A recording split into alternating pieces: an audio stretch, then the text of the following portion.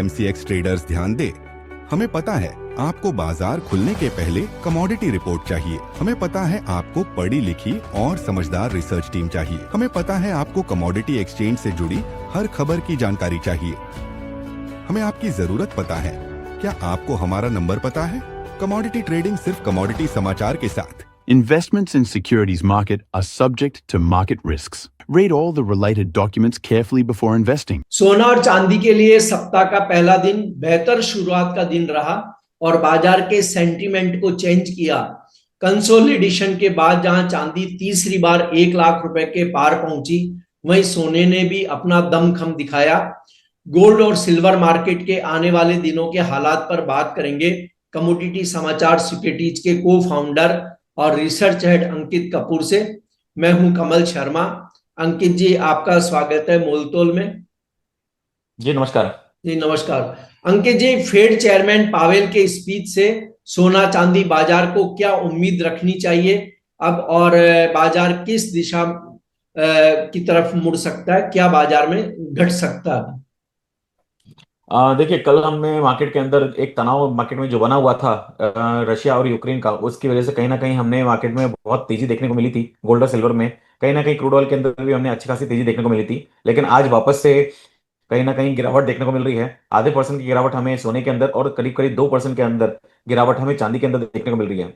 जी देखिए, फेड ने जो बोला है, फेड ने कोई क्लियर स्टेटमेंट नहीं दिया है। उन्होंने बोला है कि स्थिति ठीक है, कंट्रोल में है, लेकिन अगले 12 से 18 महीने कहीं ना कहीं हमें लग सकते हैं जहां पे इंटरेस्ट रेट को घटाया जा सकता है। मतलब ये अभी भी बहुत लंबा समय है जहां पे इंटरेस्ट रेट को घटाने की बात चल रही है।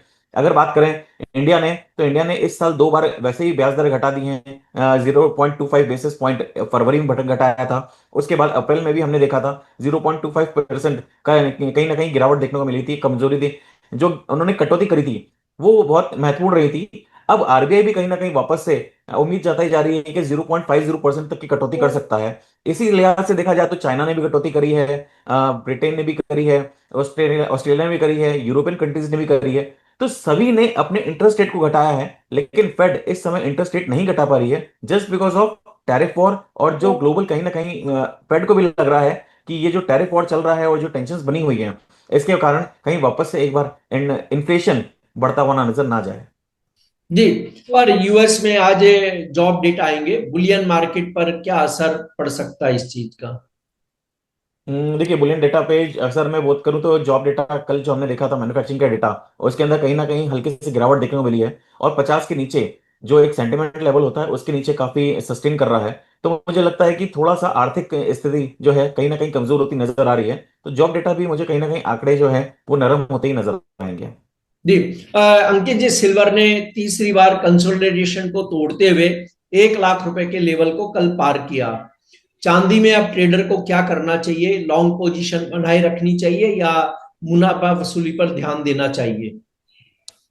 मुझे लगता है कि अभी कुछ समय और ट्रेडर्स को सिर्फ इंट्राडे ट्रेडिंग करना चाहिए और मुनाफा वसूली करनी चाहिए, क्योंकि अभी इस समय अगर मैं चांदी और सोने की बात करूं तो जैसे जैसे डोनाल्ड ट्रंप के स्टेटमेंट्स आ रहे हैं उसी हिसाब से मार्केट के अंदर मूवमेंट सबको देखने को मिल रहे हैं। कल तक ये था कि सारी चीजें जो ग्लोबल टेंशन था उसका असर देखने को मिला। उसके बाद इस हफ्ते में उम्मीद करी जा रही है कि चाइना और यूएस के बीच में बातचीत हो सकती है टैरिफ को लेके। देखिए, जो भी स्टेटमेंट्स निकल के आ रहे हैं वो सिर्फ और सिर्फ अमेरिका की तरफ से निकल के आ रहे हैं, चाहे पॉजिटिव हो चाहे नेगेटिव हो। इसलिए मार्केट के अंदर हमें उठापटक देखने को मिल रही है। मेजर अगर बाकी कंट्रीज के देखा जाए तो जापान हो गया, यूरोपियन कंट्रीज हो गई, या फिर चाइना हो गया, इन्होंने अभी तक किसी भी चीज को क्लियर स्टेटमेंट नहीं दिया है। उन्होंने कोई बड़ी बड़ी बातें भी नहीं करी हैं, उन्होंने उनकी तरफ से कोई स्टेटमेंट्स भी नहीं आए कि हम मीटिंग करने वाले हैं। तो जो भी स्टेटमेंट्स निकल के आ रहे हैं वो सारे सारे एक ही प्लेटफॉर्म से निकल के आ रहे हैं, वो भी व्हाइट हाउस से। तो व्हाइट हाउस से जो भी स्टेटमेंट्स निकल के आ रहे हैं उसके कारण मार्केट के अंदर वॉलेटिलिटी बनी हुई है। तो मुझे लगता है कि अभी ट्रेडर्स को थोड़ा सा और सावधानी बरतने की जरूरत है, क्योंकि गोल्ड और सिल्वर अभी काफी महत्वपूर्ण रेजिस्टेंस लेवल्स के आसपास ट्रेड कर रहे हैं। जी बिल्कुल, आपने सही कहा कि अभी तक किसी भी देश ने बयानबाजी नहीं करी है कुछ टैरिफ को लेके या व्यापार समझौतों को लेके नहीं कहा है। मैं एक दर्शकों को एक बात बता दूं कि न्यूयॉर्क टाइम्स ने अपने ताजा लेख में लिखा है कि डोनाल्ड ट्रंप रोजाना 20 बार झूठ बोलते हैं। यानी बयान वो अपनी ओर से दे देते हैं किसी भी देश की ओर से कि हम ये समझौता करने जा रहे हैं, उस देश ने हमें ये कहा है, जबकि वो देश वाले कुछ बोलते ही नहीं है। खैर, ये एक अलग मुद्दा है। लेकिन अंकित जी, यहां मैं कहना चाहूंगा कि सोने के ट्रेडर को आप क्या सलाह देंगे? किस तरह के मूवमेंट में अब संभावना है, क्या बाजार में हो सकता है? मुझे लगता है कि अभी ये जो कंसोलिडेशन फेज है थोड़ा सा अभी और लंबा चल सकता है। गोल्ड के अंदर तेजी देखने को मिली है, लेकिन $3500 को क्रॉस करना मुझे नहीं लगता कि अभी आसान होगा। गोल्ड के अंदर 3390 से लेके $3450 का एक मेजर रेजिस्टेंस जोन है। इस रेजिस्टेंस जोन में काफी ट्रेडर्स को कॉशियस रहना चाहिए और इतने ऊंचे लेवल पे अभी फिलहाल मेरे के हिसाब से खरीदारी नहीं करनी चाहिए। जब तक ये $3450 और $3500 के ऊपर क्लोजिंग नहीं देता है, तब तक हमें बड़ी तेजी करने की संभावना कम रहेगी। लेकिन मुझे लगता है कि जो कंसोलिडेशन फेज है इसको हम कंसोलिडेशन ही बोलेंगे, जो $3200 से लेके $3500 के बीच में चल रहा है। तो मुझे लगता है कि इसी रेंज में कहीं ना कहीं ट्रेड करने की उम्मीद है। सिल्वर में जरूर हम बोलेंगे कि एक $32 के आसपास का सपोर्ट बना हुआ था, उसके बाद में एक अच्छी खासी तेजी देखने को मिली है। तो $35 का एक रेजिस्टेंस अभी मैं इसके अंदर देख रहा हूँ कि $35 का रेजिस्टेंस अगर क्रॉस करता है तो आने वाले टाइम में हमें वापस से तेजी देखने को मिलेगी। एक ही कंसोलिडेशन फेज है। मुझे लगता है कि आने वाले टाइम में चांदी के अंदर ज्यादा तेजी देखने को मिलेगी एज कम्पेयर टू गोल्ड।